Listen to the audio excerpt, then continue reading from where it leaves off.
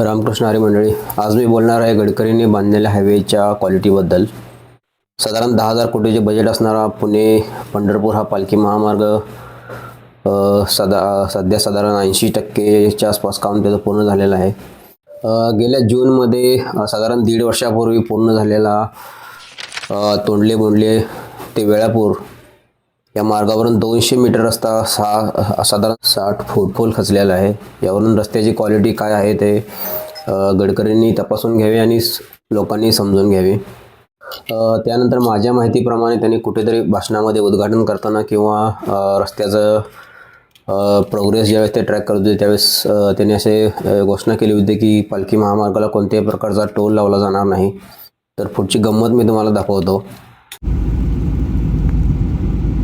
रस्त्याचे काम पूर्ण होण्या अगोदरच त्यांनी नातेपुते येथे टोल नाका टाकलेला आहे. म्हणजे रस्त्याचं काम जवळजवळ अजून 30% बाकी आहे म्हटलं तरी चालेल.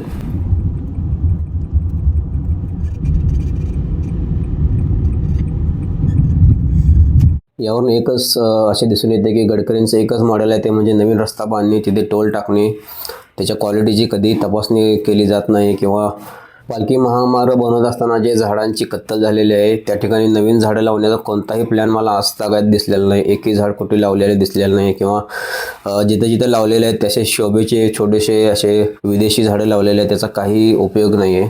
गडकरींशी माझा वैयक्तिक कोणताही राग नाही, परंतु जिथे जे चुकत आहेत ते त्यांच्या निदर्शनास आणून देणे माझं कर्तव्य समजतो. आणि एक गोष्ट लक्षात घ्यावी की विठ्ठल काही काळा गोगल घालून बसलेला नाही आहे, तो सर्व बघतो. इथं त्याचं जातीवंत उदाहरण तुम्हाला द्यायचं झालं तर गेल्याच वर्षी तेलंगणाचे मुख्यमंत्री चंद्रशेखर राव जवळजवळ 600 गाड्यांचा ताफा घेऊन विठ्ठल मंदिराला या दर्शनासाठी आले होते. त्यांनी विठ्ठल मंदिरावरती हेलिकॉप्टरमधून पुष्पवृष्टी करण्यासाठी परवानगी मागितली होती, परंतु ते सिक्युरिटीच्या दृष्टिकोनातून त्यांना परमिशन मिळाली नाही. त्यांचं पुढं काय झालं हे तुम्हाला सर्वांना माहीतच आहे. डिसेंबरमध्येच त्यांचं सरकार कोसळले आणि त्यांना मुख्यमंत्रीपदाचा राजीनामा द्यावा लागला. त्याच्यानंतर अशी न्यूज आली की ते त्यांच्या फार्म हाऊसमध्ये कुठेतरी पाय घसरून पडले आणि त्यांना दुखापत झालेली आहे. हे उदाहरण देण्यामागं एकच माझा उद्देश होता, ते म्हणजे विठ्ठल काळा गोगल घालून बसलेला नाही आहे की तुम्ही काही करा आणि तुम्हाला कोणी बघणार नाही, असं नाही आहे. बरं, हायवेची ही परिस्थिती फक्त पंढरपूर आणि पुणे महामार्गाबद्दलच नाही आहे. मुंबई गोवा महामार्ग त्याच परिस्थितीमध्ये आहे. पुणे आणि कोल्हापूर रस्ता तरी त्याच्यापेक्षा वाईट परिस्थितीमध्ये आहे. गेले कित्येक वर्ष त्या रस्त्याचं काम चालू आहे.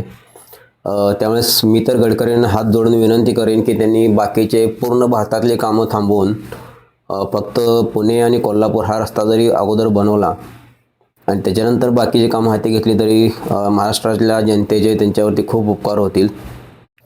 बरे, रस्त्याच्या हायवेच्या क्वालिटीचा जो प्रश्न आहे तो फक्त महाराष्ट्रामध्ये नाही, गुजरातमध्ये तीच परिस्थिती आहे.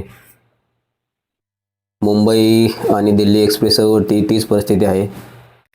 दिल्ली मुंबई एक्सप्रेसवरती तर गाड्या अक्षरशः ओढत आहेत, कारण जिथं फ्लायओव्हर स्टार्ट होतो तिथं बऱ्याच ठिकाणी स्लोप प्लेन केलेला नाही आहे.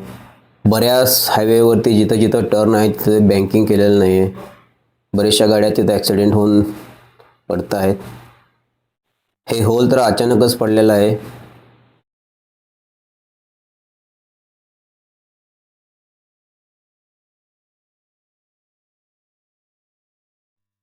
याच्यावरून तुम्हाला कळेल की हायवेची क्वालिटी सध्या काय आहे ते.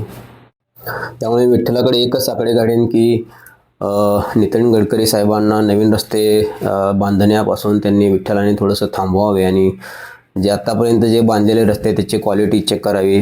त्या सर्व बांधलेल्या रस्त्याच्या कडेने जे झाडं लावण्यात आलेले आहेत त्यांचं थोडंसं ट्रॅकिंग करावे. खरंच झाडं लावलेले आहेत का, कोणत्या क्वालिटीची झाडं लावलेली आहेत, देशी झाडं लावली आहेत का विदेशी झाडं लावलेली आहेत, आणि जे रस्ते आता थोड्याशा पावसाने जे खचतात त्या रस्त्याची क्वालिटी चेक करून त्याच्यामध्ये काय दुरुस्ती करता येतील का हे सर्व बघावे.